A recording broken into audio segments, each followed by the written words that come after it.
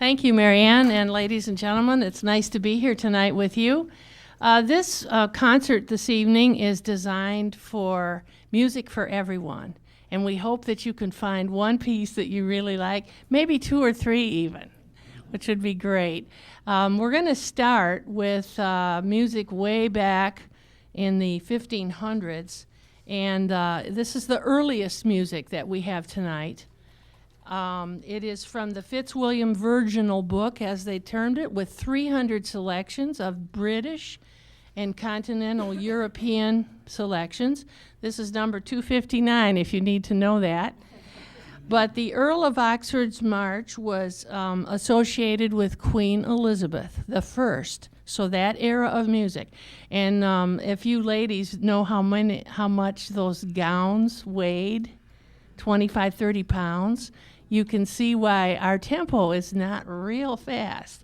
This is not like marching down the street to Washington Post, you know. So here we go with our very first selection tonight, the Earl of Oxford's March. Hope you enjoy it.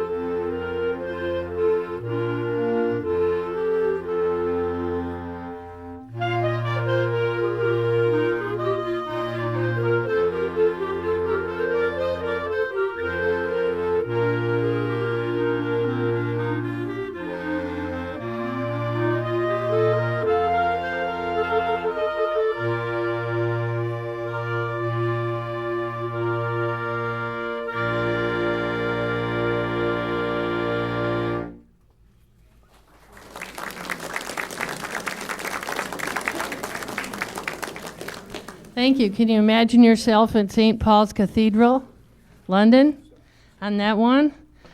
Okay, now we're going to move up about 11 years. And this one's got a little bit more to it, though. You can tell we're growing in our musical experimentation. And our composer now, Giovanni Gabrielli, was organist and choir master at the St. Mark's Basilica. And then his other church, San Marco, had the first example of two main lofts and a center altar. And this was the first time they pioneered the use of antiphonal choirs back and forth. And so this arrangement is done in that manner, and you'll hear the music sliding around to all the different players. And I hope you enjoy the Canzone per Sonare No. 2 by Giovanni Gabrielli.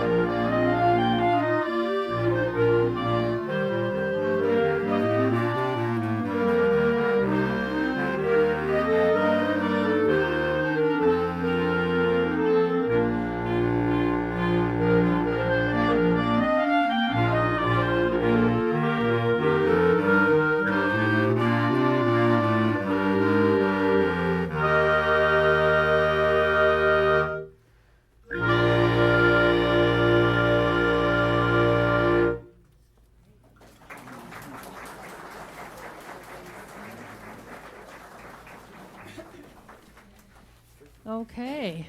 Hopefully you can tell that we're progressing now. We're really going to take a jump to 1792. And this piece is one of our big, great challenges. There's a wonderful band arrangement of it, and any of you that have attended some of the band concerts may have actually heard this played by A band at some time. But this is a wonderful arrangement for clarinet choir. And at age 21, Rossini began his composition, and he wrote this at age 21. So it's an opera in 2 acts, and it's noted for its mixing of real serious style and then the opera buffa, as they say. And it's, to him, it was in reflection to Haydn's Surprise Symphony. If some of you know that piece with all of a sudden, double forte, big sound in there. So he admired Joseph Haydn greatly, and so he thought he would do the same shocking effect. Now, you might hear other shocking effects, too. I mean, this one is one of our real challenges, as I said before, but it's a fabulous piece. And we're going to bring you now the Italian in Algiers by Gioacchino Rossini.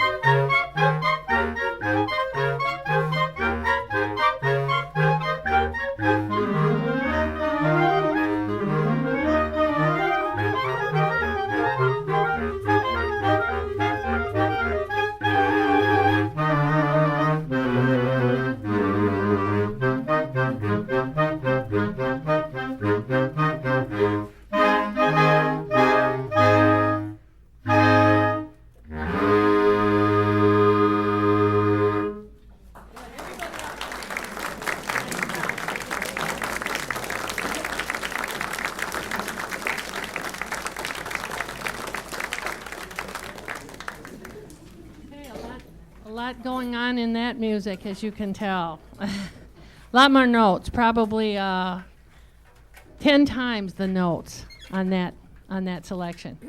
Now we're going to move into a totally different era, and this is the American folk song, something a little bit different sound, but a beautiful arrangement. Now you might know this piece as Across the Wide Missouri. I know a lot of people speak of it in that way, but it's certainly a traditional American folk song, and it was known to be used by the sailors in around 1880. So that's about the time the tune came about. Now, it's also the alma mater for Washington and Lee University. So that's something a little different. And at this point, there are 68 different group or solo recordings of this piece.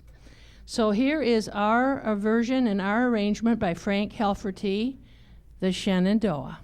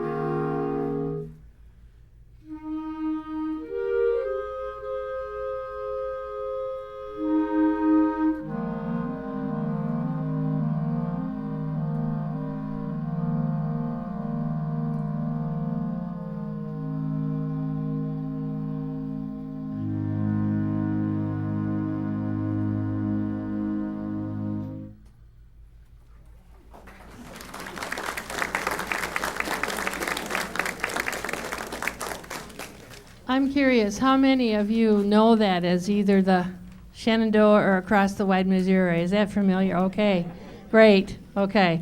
So you could tell what we were playing, right? Okay. Very good. Okay, now we're really gonna push the envelope with a dance.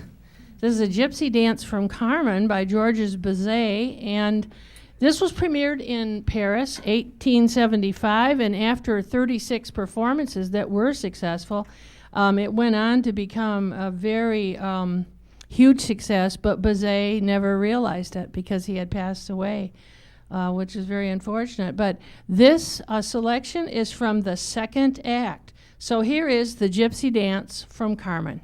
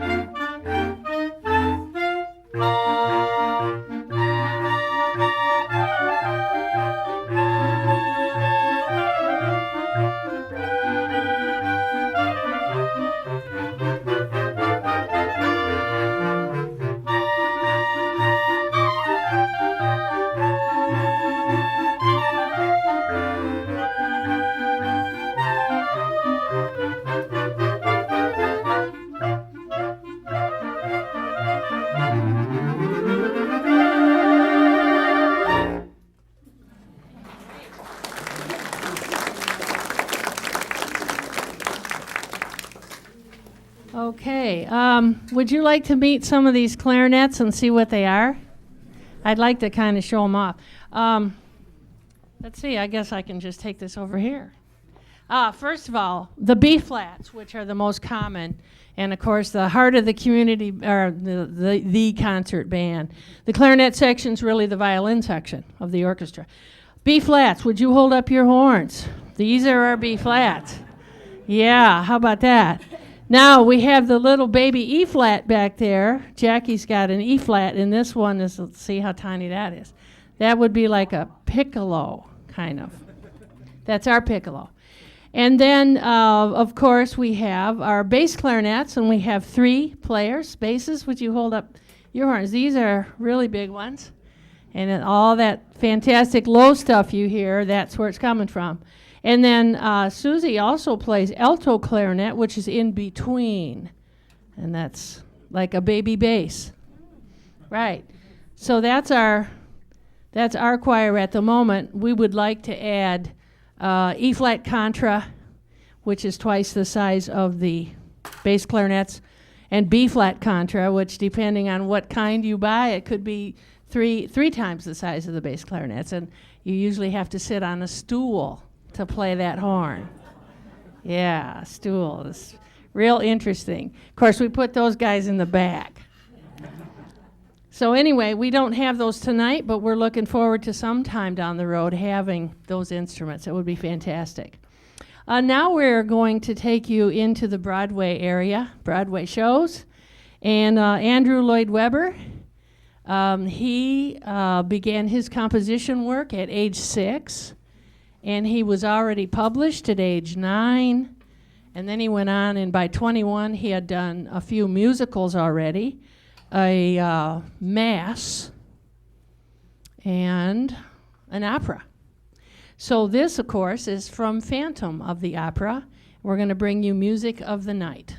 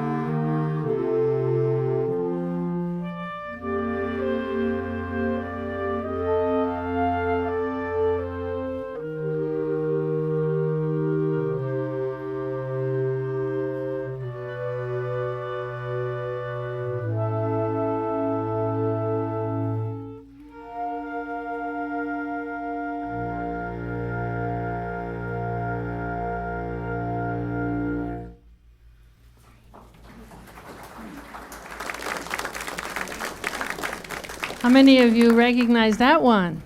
Yeah, oh good. You're into the musicals, I see. That's great. Okay, now we're going to go back a little bit, but not too far, only to 1931 to 65, in between there. Lady of Spain by Tolchard Evans is our next selection. And this is first of all, it's arranged by David Jarko, which is a terrific arrangement. But most of all, it's edited by the famous David McCatherine, and he is one of the first, I think the first, clarinet choir arranger and editor. And he did a lot with clarinet choirs at his college. Carol, do you remember what college that was? I do not remember. I should know that. But anyway, David is very, very famous with the clarinets. And this piece has been published in 24 different editions, and all the way from 1931 on its debut to 1965 was the last recording that I've been able to find. Please enjoy The Lady of Spain. And we've got a little bit of solo work on this, and you've heard some of the soloists earlier. I'm going to introduce them all in a little bit here. But anyway, another soloist. So here's Lady of Spain.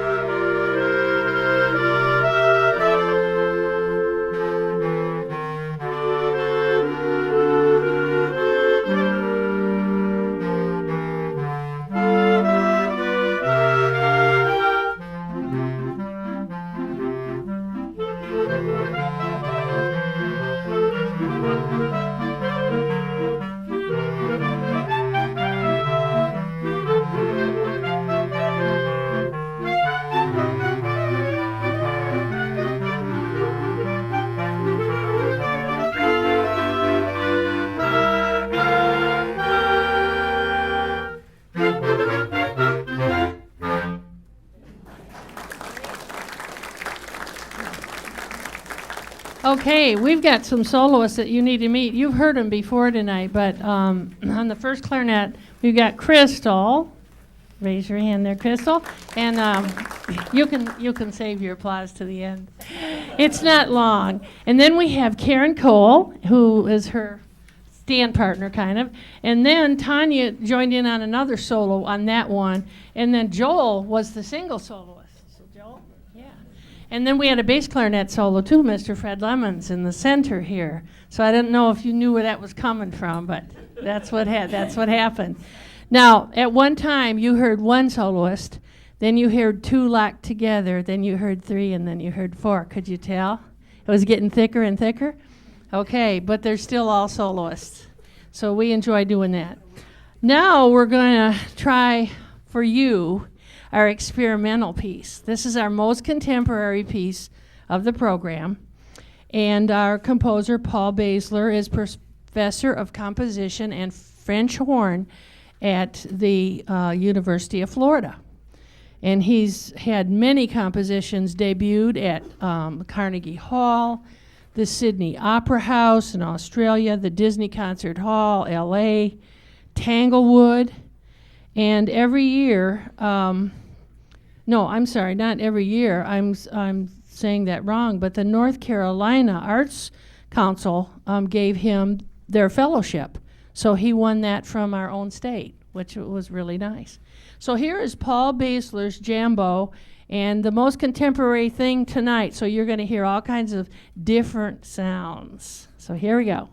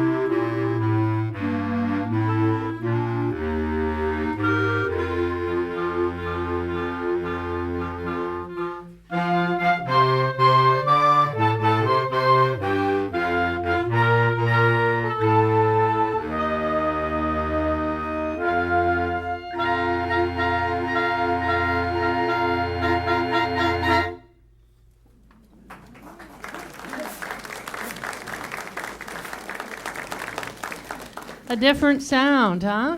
Yeah. Now we're going to move you right along into 1914, first performed St. Louis Blues.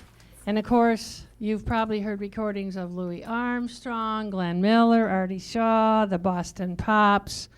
But Handy was earning $25,000 a year in 1958. Not too bad at that time, and that's the year he passed away. So he was still pulling in that much money just with that song. Now, remaining standard in a jazz repertoire, of course, it's one of the first blues songs to succeed on the pop charts. So here is our version of St. Louis Blues.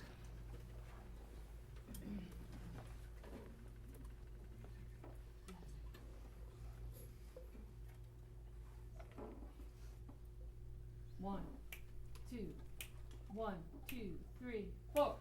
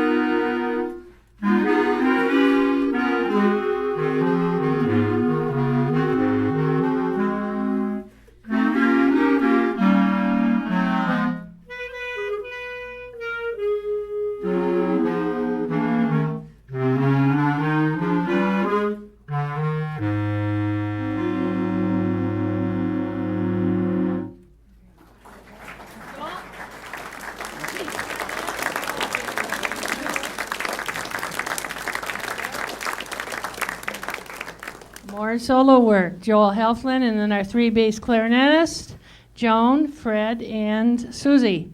And you're going to meet one of them again in a minute. Dry Bones, the next one on your program. We're moving up a little bit in time warp here. Well-known American spiritual, of course, African-American composer, author, and songwriter James Weldon Johnson. Now, this was arranged by Paul Yoder. And for any of you who are familiar with Paul Yoder and his arrangements for school bands, I see one down back there. He actually lived in Hendersonville with his daughter for a few years before he passed away. So we were very lucky to have him in our community. This piece, Dry Bones, has been recorded by super famous artists, the Four Lads, Fred Waring, Mills Brothers, Rosemary Clooney, and the latest, a very bungled version of the lyrics on The Simpsons. How many of you watch The Simpsons? I don't think so, probably not. But anyway, that's our latest. So Here is Dry Bones, arranged by Paul Yoder.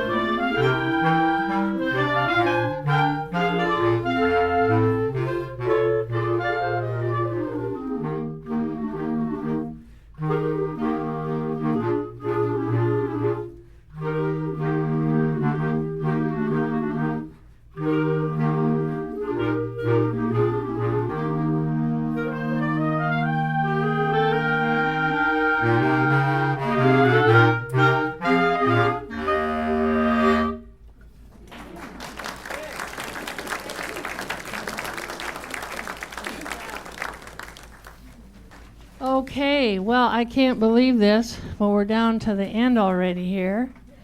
Of course, before we close the concert tonight, I certainly want to thank you for a wonderful, enthusiastic audience here.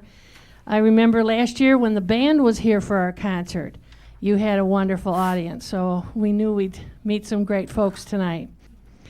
Now, our final piece, The Stars and Stripes Forever. Of course, very famous composer, John Philip Sousa, and this is probably considered his most famous march. He wrote this on an ocean liner coming home from his European vacation with his wife, and it was Christmas Day, 1896. And that was when it was created. By the time he pulled into port at New York, it was done. Now, of course, this is by act of Congress was made our national march. A lot of people think this should be in place of the Star-Spangled Banner. I've heard that debate a few times. You probably have too. It's been performed for many occasions for Nelson Rockefeller in New York as he was inaugurated as governor, John F. Kennedy, Lyndon Johnson, Mayor Fiorello LaGuardia, and it's still done every year at the Saratoga Performing Arts Center every year to open their ballet season. And this was choreographed by George Balanchine for ballet, and it's called the Stars and Stripes Ballet. Now, I would like to bring up one of our members of the clarinet choir to tell you a little bit more about the Star-Spangled Banner, or I mean the Stars and Stripes Forever, and he might tell you about the Star-Spangled Banner too. But this gentleman we're very fortunate to have with us, Mr. Fred Lemons, and he is from the United States Marine Band and was a clarinetist with them for 11 years and was, I knew I would mess this up. Operations chief, right? Operations chief for all the inaugurations. So he's had a lot of terrific experience. But I'd like Fred to come forward and tell you a little bit about what some of the things they did in their band. And of course, this is the United States Marine Band, Washington, D.C. Mr. Fred Lemons.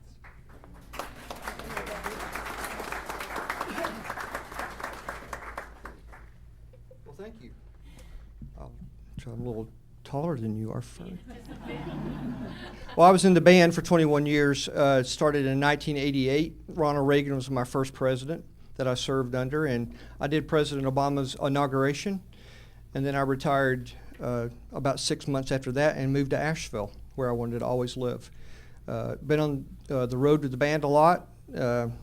Always played Stars and Stripes Forever at the end of every concert. 50 concerts, 50 days in a row for 11 years, so however many that is. So probably played Stars and Stripes Forever 4,000 or 5,000 times. I don't know, a lot. Yeah, parades. But the Stars and Stripes Forever was the #1 march in the book that we had. Actually, there were 120 marches in our book. Stars and Stripes was '1. Of course, we never had to have the music in front of us because we had it memorized.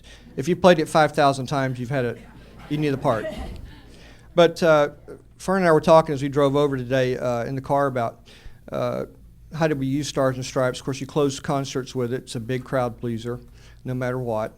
But sometimes we go to the White House and it'd be for like President Clinton would work the rope line. He was famous for that. Loved to shake hands with people. But if you remember, he had a little scandal going on. And as soon as he would quit speaking, so nobody would ask him any questions, we'd play Stars and Stripes Forever. So to cover up any kind of newsman asking him a question, I can't hear you. The band's playing too loud. But you never did anything at the White House unless they told you to do it. But President Clinton they always asked me who did you like best and all that. But of course, being a Marine, you never answered that question. All the presidents were great, and they're all different. Bush 41, as we called him, the 41st president, loved picnics, and we did a lot of picnics outside. 95 degrees in Washington, D.C. for 3 or 4 hours, and it was great. President Clinton loved the band because he's a musician. He'd come over all the time. I remember one time he walked up to the band, stood right here, and I was playing clarinet right here. And it scared me to death because I thought I'd make a mistake or something. But and he'd walk up, and I'll tell one more story. I have lots of stories like everybody here, your children or your grandkids or your employment that you did for however many years before you retired. We all have stories to tell. But one time we were playing the English folk song suite, which was a famous piece of music. We were playing on the balcony at the White House, and one of Clinton's aides came up, and they were about 21 or 22 years old, a lot of those ladies. They had a lot of young people working for him. And she came up and she goes, no, you need to stop and play more peppy music. And so the band cut off, and the colonel says, okay, Stars and Stripes, and he gives a downbeat, and we play. And we get back home and get back to the barracks, and the White House is already called, apologizing profusely for the aide stopping the band from playing President Clinton's favorite piece of music. And interestingly enough, at President Obama's inauguration, when President Clinton came out, the Marine Band played the English folk song suite for him. So there's a little background there from that day. So he said, anytime you want to play it. The president actually called the band and said, apologized. And I guess the aide got a little bit of dressing down, as they would say. Anyway, so this is a great tune. And John Philip Sousa was the conductor of the Marine Band for many, many years. So the Marine Band always played John Philip Sousa marches. Thank you. Good? Okay. Thank you. Sure.